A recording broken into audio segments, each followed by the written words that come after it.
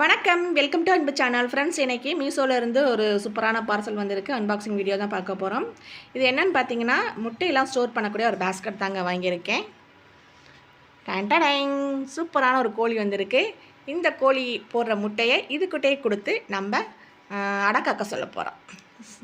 சும்மாச்சோனே இது வந்து பார்த்திங்கன்னா முட்டையெல்லாம் ஸ்டோர் பண்ணக்கூடிய பேஸ்கெட் தாங்க வந்திருக்கு. இது வந்து கிட்டத்தட்ட ஒரு 3 வருஷத்துக்கு மேலே வந்து நான் பார்த்துட்ருக்கேன். அமேசானில் பார்த்திங்கன்னா ரேட் வந்து 3800 ரூபா. அடே அப்பா, நம்ம பட்ஜெட் இது தாங்காது அப்படின்னு சொல்லிட்டு பார்த்துட்டே இருப்பேன். இப்போ ஒரு 6 மாதத்துக்கு முன்னாடி பார்க்கும்போது 2800 ரூபாய்க்கு இருந்துச்சு. அதுவும் நம்மளுக்கு சரிப்பட்டு வராது. சரி, நம்ம மீஷோவில் பார்க்கவே இல்லையே, மீஷோவில் பார்க்கலான்னு பார்க்கும்போது தீபாவளி சமயம் பார்த்தேன் 920 ரூபாய்க்கு இருந்துச்சு.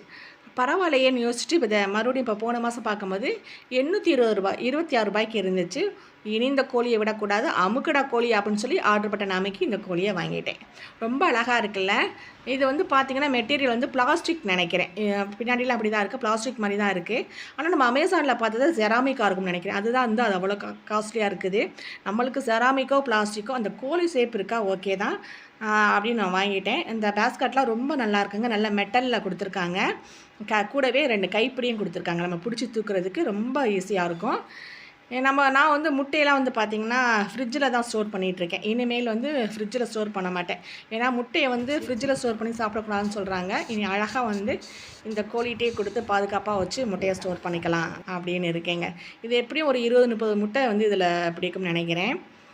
முட்டையை வந்து அழகாக அதில் வச்சுட்டு நம்ம கோழியை தூக்கி வச்சு வந்து அடக்காத்திருப்பா, ஆனால் குஞ்சு பிடிச்சிடாத அப்படின்னு சொல்ல வேண்டியதான். நல்லா இருக்கலாம், எனக்கு ரொம்ப பிடிச்சிருக்குங்க. கிச்சனில் வைக்கும்போது இன்னும் கிச்சன் வந்து ரொம்ப அழகாக இருக்கும்னு நினைக்கிறேன். வீடியோ பிடிச்சிருந்துச்சுன்னா ஒரு லைக் விடுங்க, சப்ஸ்கிரைப் பண்ணுங்கள், சப்போர்ட் பண்ணுங்கள். டாடா பாய்.